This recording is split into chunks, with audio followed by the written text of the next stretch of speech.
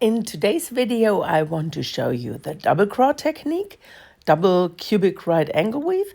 If you are not familiar with the double right angle weave, I recommend to watch the video first, that you understand the basic stitch.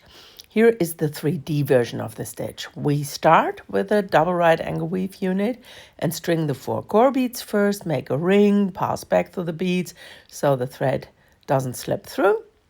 And then we add our connective beads in between the core beads.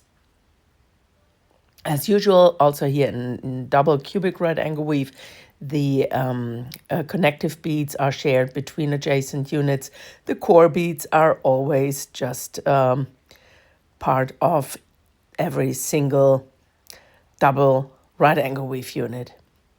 They are not shared with the neighbor unit. So we're exiting at the end from one of the connective beads here. Then again, we string 4 core beads. Every wall always starts with 4 core beads. And we pass back through the bead that we were exiting from. This unit here is now my floor bead, and the unit that I'm working on is my first wall.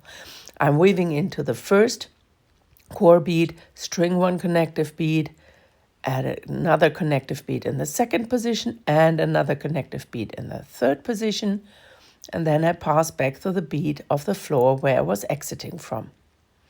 Now I'm weaving forward. You see, that's my first wall. On my index finger, that's my floor. Now I'm weaving forward along the core bead and the connective bead of the floor unit, exit from the connective bead, and then I string my 4 core beads, pass back through the connective bead that I was exiting from, and then in the first and in the second position, I will add a new bead. And in the third position, and here we will have a look from the outside, so I changed the view in a moment because it's just easier to see. So you see, I'm looking from the outside now. This is the top view. And then I fold it over so that we're looking on the outside of our little cube. And here I pass down through the connective bead of the previous wall. And then I pass into the last core bead, weave into the last core bead, and then back again through the connective bead of my actual wall where I started from. That is shared between the wall and the floor, of course. I'm weaving forward along the floor beads, the core bead and the connective bead of the floor, exiting from the third connective bead on the floor. And now the third wall is exactly like the second one. So I start with my first 4 core beads in the first place. Then I will add my connective beads in the first 2 positions. And in the third position, I will pass through the side bead of the previous wall. And you see again, I turned it around, so we're looking at the outside again. Passing through the last core bead, and then back through the connective bead that I was exiting from at the floor. Now the 3 walls are finished, and you see in the last position, I already have 2 adjacent walls, the very first wall and the last wall that we made. So I'm exiting from the last connective bead at the floor that is unused, and I string 4 core beads. And then I will weave up through the first core bead, and then from there in the, usually I always make it at once, but here it's a demonstration video. So I exit from the core bead, I pass through the side bead of the first wall, then I pass into the second core bead, I add 1 new connective bead in the top position, and then I weave through the side bead of the previous wall. Again, we're looking at the outside of the cube now, so we have a change of the view. Then I'm weaving through the last core bead and back again through the connective bead at the floor. Now I'm pulling everything tight, then everything snuggles up. And you see my 4 walls are all standing all around the floor unit, and then I'm weaving up to one of the connective beads at the top edge because the lid of my cube is still missing. We just have to add the core beads here at the lid because you see all the 4 adjacent connective beads are already there. So we string our 4 core beads, pass back through the connective bead that I was exiting from, and now we join our core beads to the other 3 connective beads here. So I exit from the first core bead, and then I pass through the first connective bead here on the right hand side. I weave through the next core bead and pass through the next connective bead, the next core bead and the next connective bead. And one more time to join it to the last position also. So we weave through the last core bead and the last connective bead. What I also can do here at the lid, I didn't do it in the other positions, but you can also skip the connective bead of your starting position here because that snuggles up the beads a little nicer. Now for your orientation, you see you have the view on the 4 red beads here. This is one of the walls of the double raw cube. When you look at the 3 beads here in the corner, that's one of the kind of chopped off corners of the cube. Don't be confused. Whenever you see 3 beads only, you're looking at the corner. So you see here, these are the corner regions. Whenever you see 3 beads, that's the corner position. When you see 4 beads, that's one of your walls.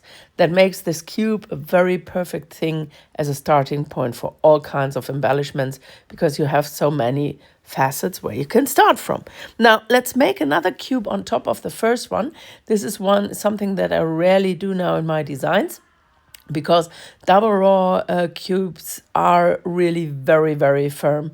And when you make a construction, a 3D construction, a band, a bangle, whatever, it's actually not flexible enough to bend. So that means when you want to make a bangle in this technique, you have to work with different bead sizes to get it around a wrist. Otherwise, it's just too sturdy and too stiff. But you can make it alternating with cubic right angle weave units, but this is probably something that I will show you in another video. Now, just to complete the whole thing so that you see a second cube on top. And if you're familiar with cubic right angle weave, then again, just the little hint, like I did in my double right angle weave video, that the core beads are not replacing the cubic right angle weave structure. The connective beads are replacing it. So when you look at the position of the connective beads only in this grid, these have the same position as your beads in a cubic right angle weave grid. The core beads are just the step ahead. You see here I'm making my third wall, adding the connective beads in the first 2 positions. Also here I'm always working in the round along my designated floor unit. Whatever I use as the floor to start from, I will keep using it as the floor, and I'm making my way around this floor unit. In this way you don't lose your way so easily, and it's always better for the orientation if you have a designated floor unit where you're starting from. Whether you're working cubic right angle weave or double cubic right angle weave, that doesn't make a big difference. So this is my last wall now.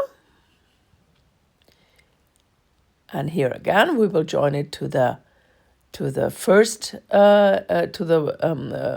connective bead of the first wall. This is here in the first position.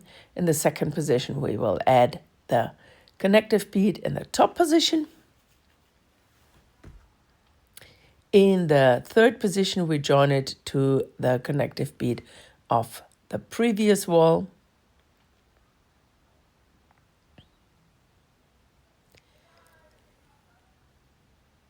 And then last but not least, I have to add my beads to the top.